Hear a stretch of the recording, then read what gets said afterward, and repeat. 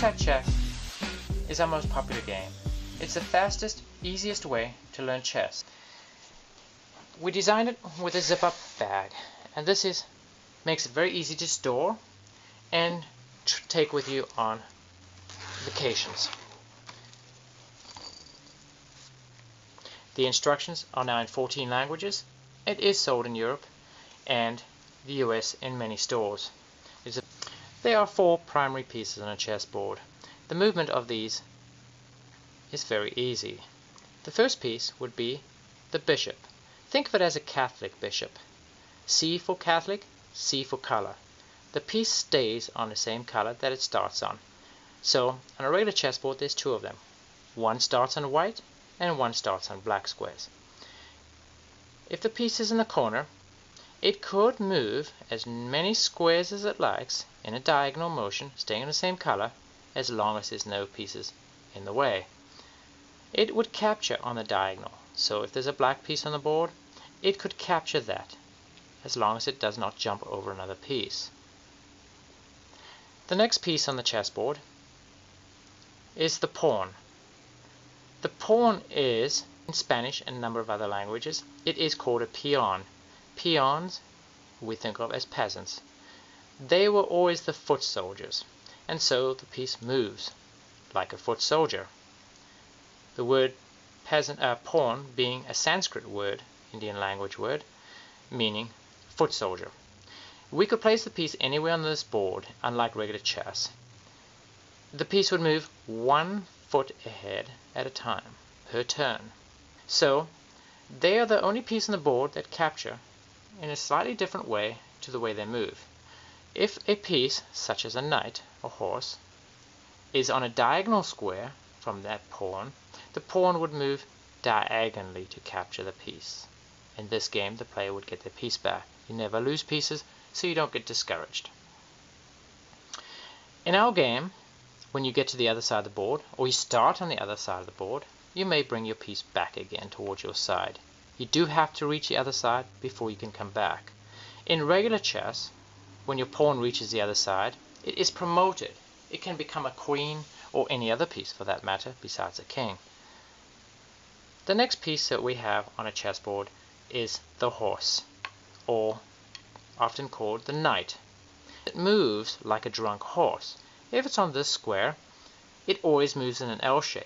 Think of it as jumping over the fence, and being a bit tipsy, he staggers to one side. So they move in L shapes. So in other words, from here, it could move to there, it could move to there, or it could move to there. Notice it could only go to 3 positions from that spot. If the piece is placed in the middle, one of the middle 4 squares, it actually could reach 4 different positions. 1, 2, up to, 1 across, 3, up to, 1 across, 4 positions. This is a basic principle of regular chess. Try and dominate the center of a chessboard. There's a tremendous strategic advantage to this, as you've just seen. You can reach more squares from the center than you can from the side. If this piece was only placed in the corner, it could only reach 2 potential positions, up to 1 over, or up to 1 over. So there you could go to 2, there you could go to 3, and there you could reach 4 spaces. Obviously, reaching 4 spaces gives you potentially a strategic advantage. The last piece on a chessboard is the rook. The word rook, or castle you might think of it, the word rook is actually also Sanskrit, and it means chariot. The piece always moves horizontally, alternating to black and white squares, horizontally or vertically. The piece captures the same as it moves, as does every piece except the pawn. So this piece could capture this piece as long as there's no other piece in the way. It could capture this one, but it could not on the first turn capture the bishop. It would have to first capture this piece, return the piece to the player, and on the next turn he could capture the bishop. Tic-Tac-Check is a very easy game to play. The object of the game, similar to tic-tac-toe, is to get 4 pieces in a row. This could be diagonally, such as this, or on a black squares, or vertically, or horizontally on any row of squares. And to do this before your opponent does. The game starts with no pieces on the board, which makes it a lot quicker to learn to play than regular chess, where you do have to put pieces on the board. On your first turn, white always starts, as in regular chess. You would place a piece on the board. On your first 3 turns, players can only place pieces on the board. They cannot move or capture. The reason for this is to get people to think about position. Position, as in regular chess, is everything. Position such as dominating the center of the chessboard, because it gives you a lot more options. In this case, I'd place another piece on the board. It looks like I'm trying to make a row this way, and this player could place a piece over here, which looks like he's making a row this way. I could place another piece on the board. Obviously my opponent cannot capture any of my pieces. It's very apparent that I'm about to make a row this way, so my opponent would have to block me. In this case, I would put my pawn on here to capture him on the diagonal. But since he now has 3 pieces on the board, it's actually very easy for him to do one or two things. He could capture this piece, and it would be returned back to me.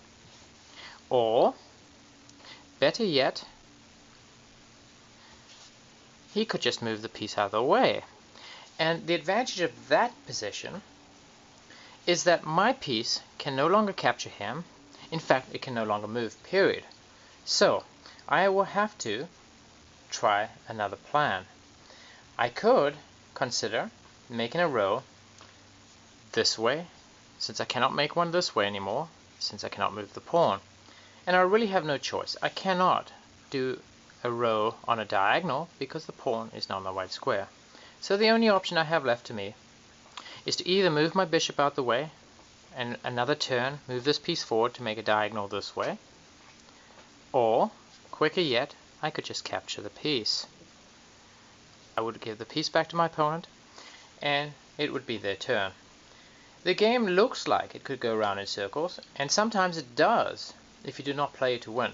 You cannot play defensively by just capturing your opponent all the time. Another tip to playing the game well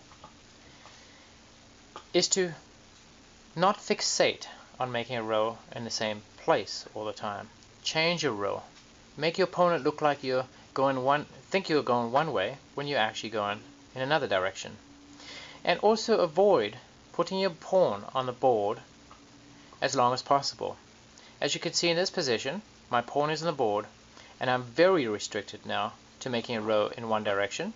It's very easy for my opponent to see this and to counter it while easily outmaneuvering me into a better position. Although I dominate the center of the board, the pawn has effectively neutralized any attack I can create. So overall, it's a very simple game, but has considerable amount of strategy and possibilities. So try it out, and I wish you all the best.